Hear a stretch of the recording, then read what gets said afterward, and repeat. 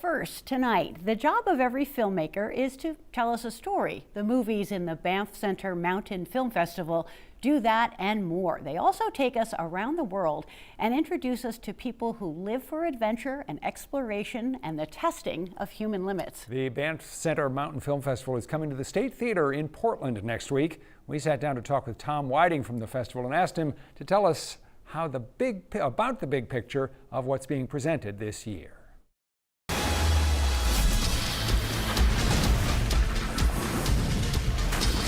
The themes changed, but in a smaller sense. It's actually more professionalism, more the athletes are in some cases more skilled because they have more time and financial resources because they're getting more sponsorships.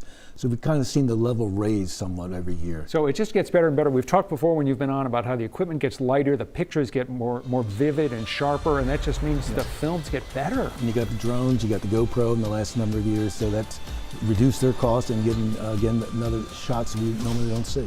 Let's look at some of these films. Okay. Let's start with one called Into the Canyon. This is the most popular one there. It's number one on the tour so far. It's one of America's most iconic landmarks, but now a proposed project is drawing controversy. The proposed development would cover 420 acres of Navajo land, right down to the canyon floor. That needs to be protected for our children. Two filmmakers, Peter McBride, who's spent most of his life filming in and around the Grand Canyon, wants to heighten the awareness of the problems facing the Grand Canyon, so decides to trek on foot 275 miles through the Grand Canyon, facing temperatures of -10 up to 110. Took him a year to do it in 8 segments. Again, he was on foot, no pass in most cases, no support, highly dangerous, took him out of his comfort zone and the audience watching the film out of their comfort zone. I want to stop right now and just go watch that film. That sounds absolutely amazing. All right, on to another one. Spectre Expedition Mission Antarctica. It's our the second feature film. Basically, we're going to travel overland all the way across Antarctica and climb the most remote mountain on Earth. 3 expedition members attempt to cross Antarctica for 1,000 miles, dragging 500 pounds, took them 65 days, doing most of it by ski kite. Then when they get to the base of the mountain in remote Antarctica, they then attempt the summit and then return. Two films they're just not fascinating as films, but fascinating as stories of human endurance. Certainly, and challenge. All right, the next film is called The Laydak Project. Great adventure in remote lands is what you gave us for a phrase. Right, she attempting to do three major rivers in India as a solo kayak. I'm cold. I'm scared. It's time to keep going. She had no support, no safety net. Everything's in that canoe or in that kayak.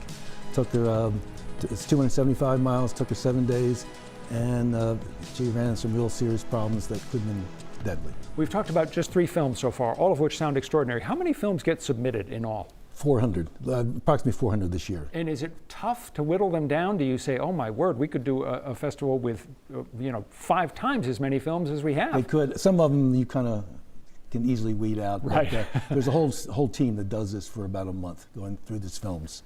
It must be a fun job. Yeah. Danny Daycare, which you say is always a crowd favorite. He is.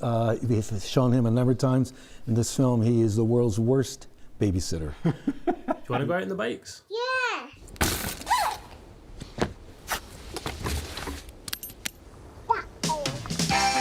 As you can see, he has a trailer with the baby in it of one of his filmmaker's daughters, and the question is the baby a 2-year-old baby in the whole film, or is it something else, a doll maybe? Films that make us ooh and ah, of course, are sort of what this festival is all about, but there are also movies with humor, and you say that Siblings is one that really has a lot of humor in it. Siblings is a 3-minute Canadian film with a pro bike rider. Hey, you remember The Dare?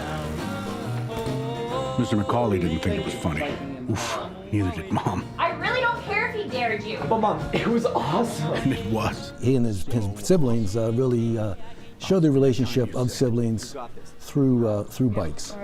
And we'll end with one more film that's strong on the adventure angle. It's called Lhotse. I mean, Lhotse is this mythical mountain right next to Mount Everest that I've read about and learned about and thought about since I was really quite young. Lhotse is a